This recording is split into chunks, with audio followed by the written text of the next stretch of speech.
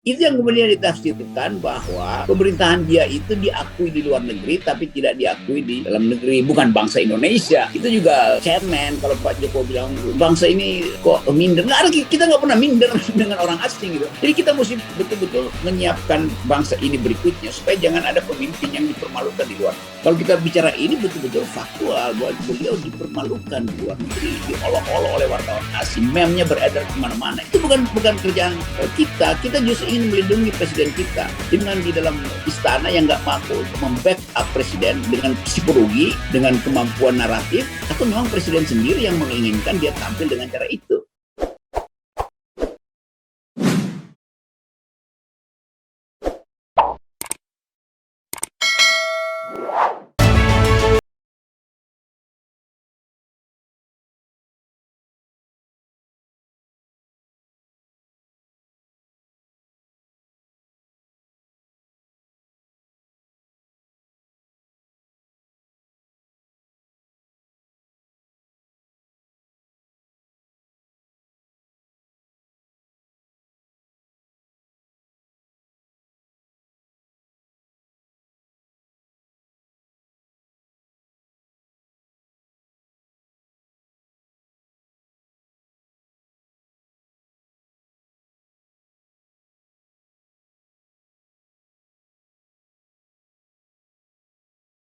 Tiba-tiba Jokowi merasa sedih, Bung Rocky. Dia merasa sedih bahwa kok di 3 terminologi, dirinya, Jokowi, bangsa, dan negara. Katakanlah mungkin dia tidak bedakan antara dirinya bangsa dan negara. Pokoknya intinya dihormati di negara lain karena baru saja di luar negeri, forum luar negeri. Tapi kok dikerdilkan di negeri sendiri. Bung baca nggak keluhan itu? Termasuk dia mengatakan kita masih mental inlander katanya. Ya, saya bisa baca keresahan Presiden Jokowi karena dia mau menyebutkan bahwa kok dia nggak dianggap. Sebetulnya kan itu kan reverse psychology-nya tuh, psikologi terbaliknya tuh. Karena Refli Harun segala macam upaya untuk memberi pujian nggak nyampe-nyampe juga. Presiden Jokowi nunggu pujian dari Refli Harun Channel, nunggu pujian dari Rizal Ramli, nunggu pujian dari macam-macam nggak dapat juga. Itu yang kemudian ditafsirkan bahwa pemerintahan dia itu diakui di luar negeri tapi tidak diakui di dalam negeri, bukan bangsa Indonesia. Itu juga chairman kalau Pak Jokowi bilang bangsa ini kok minder. Nggak ada, kita nggak pernah minder dengan orang asing gitu. Setiap hari kita bertemu dengan orang asing, dan dalam kesetaraan itu kita tahu begitu banyak orang asing juga yang bodoh gitu, yang memberi label jenius pada Presiden Jokowi kan, sama juga kan, dan itu kita ledek kan. Jadi kita nggak minder, yang minder justru kita jadi minder bila kita lihat Presiden Jokowi diolok-olok di luar negeri, itu kita jadi minder dan sekaligus marah. Kalau kita yang mengolok-olok kita anggap itu urusan kita sendiri. Tapi kalau presiden kita dibully oleh wartawan asing hanya karena peristiwa-peristiwa politik internasional yang dia ikuti itu selalu menimbulkan kekonyolan, maka kita merasa kok kita jadi minder ya bertarung di luar negeri. Jadi Presiden Jokowi justru yang berbohong karena di bangsa ini terasa minder oleh rakyat sendiri karena Presiden Jokowi tidak mampu menghasilkan semacam kemampuan untuk menghipnotis dunia itu. Kalau kita bandingkan Soekarno, Habibie, Soeharto, Gus Dur, semua presiden itu sampai SBY mampu menghipnotis dunia tuh, dan Indonesia dianggap sebagai hebat. Nah, Presiden Jokowi nggak pernah dipuji di dunia internasional kecuali diminta untuk dipuji melalui seorang profesor di Singapura kemarin. Kan itu bukan pujian internasional, itu pujian seseorang yang digaji untuk memuji tuh. Jadi salah kalau kita anggap bahwa bangsa ini lemah. Yang lemah adalah presidennya, bukan bangsa. Jadi jangan Pak Jokowi itu lakukan kesalahan logika yang namanya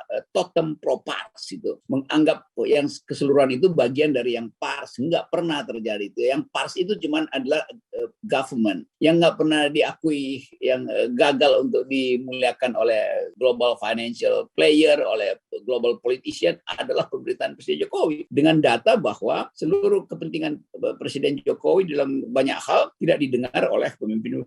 Saya dapat pujian tuh dari G20 karena Pak Syafi'i Ma'arif menulis dengan sangat mendalam bahwa Presiden Jokowi merasa terhormat karena diberi kesempatan dipilih untuk memimpin G20. Kalau G20 itu adalah arisan, nggak dipilih juga Indonesia pasti kebagian sebagai pemimpin selama 1 tahun. Itu juga konyol kan, hal yang Dan saya sepele sudah itu. tahu sejak bulan Juli Indonesia akan dapat giliran. Jadi bukan sebelum Presiden Jokowi terbang pun kita udah ditunjuk Giliran Itu kan bukan. urutan abjad doang, nanti I Indonesia, nanti IN India tuh. Jadi itu cuman cuman ya arisan, benar arisan kayak mama arisan yang dia udah tahu nanti bulan Juli dia yang dapat. Nggak ada sesuatu yang khusus di situ tuh.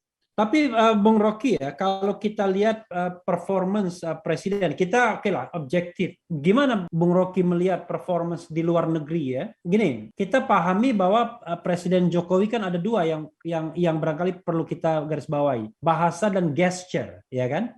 Sepertinya dua ini ada masalah. Nggak tahu kalau Bung Rocky menilainya. Ya ada 3, bahasa, gestur, dan abstraksi. Itu nggak ada. Jadi kan bertemu dengan pemimpin dunia, kita mesti bisa kirim sinyal dengan memilih narasi yang ada abstraksinya, di dalamnya ada upaya untuk mengambil keuntungan dari politik narasi itu kan. Presiden Jokowi nggak punya kemampuan itu. Dan kita anggap memang Presiden Jokowi nggak dididik dalam kapasitas itu. Lain dengan SBY bisa melintir-melintir, dan dianggap sebagai orang yang mengerti demokrasi, karena itu dia bisa dapat keuntungan dari narasinya. Pak Harto punya kemampuan untuk menagih kepemimpinan ASEAN karena postur Indonesia yang kuat secara militer pada waktu itu kan. Demikian juga Pak Habibie itu. Kalau Bung Karno udah jelas dia punya segala macam kemampuan. Nah Pak Jokowi nggak punya kapasitas itu. Karena itu kita nggak bisa menganggap bahwa ada sesuatu yang bisa diakui di dunia. Kalau kita bercakap-cakap dengan orang, kita mampu untuk mengintip arah pikirannya untuk kita jebak. Begitu kemampuan pemimpin di tingkat dunia. Pak Jokowi nggak mungkin, karena teksnya dipersiapkan oleh timnya. Sehingga begitu terjadi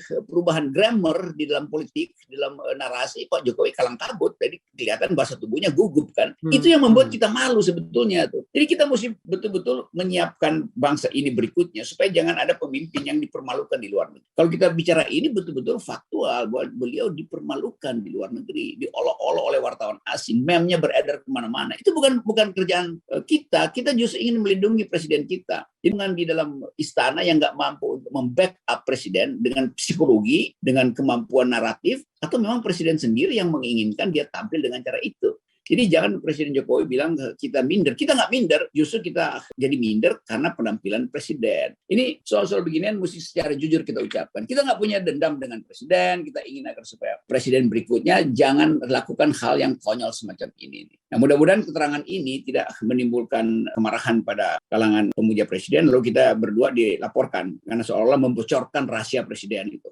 Ya, tapi barangkali ya, sebenarnya sepenting apa sih dalam kondisi saat ini punya representasi negara yang meyakinkan di dunia internasional. Kadang-kadang kan forum itu cuma basa-basi doang, Bung. Betul. Ini saya seolah-olah katakanlah saya bagian dari pendukung gitu ya. Gimana? Memang dalam kebasa-basian itu diperlukan kemampuan diplomasi dengan narasi yang kuat gitu supaya ada sensasi di dalam pertemuan internasional bahwa presiden kita itu mampu untuk membuli presiden asing. Itu sama seperti kebiasaan Putin untuk membuli presiden Donald Trump, atau sebaliknya Donald Trump membuli Xi Jinping. Jadi bagian itu kan yang kita nikmati dulu waktu Indonesia di awal kemerdekaan, ada kemampuan Haji Agus Salim untuk berdiplomasi, kemampuan Sultan Syahrir, kemampuan Muhammad Hatta. Jadi semua itu pernah kita punyai. Karena itu kalau kita mau ukur Presiden Jokowi, kita mesti ukurkan dari awal. Dari sejak bangsa ini berdiri, kemampuan diplomasi kita luar biasa. Nah kalau sekarang disebut luar biasa, di mana luar biasanya?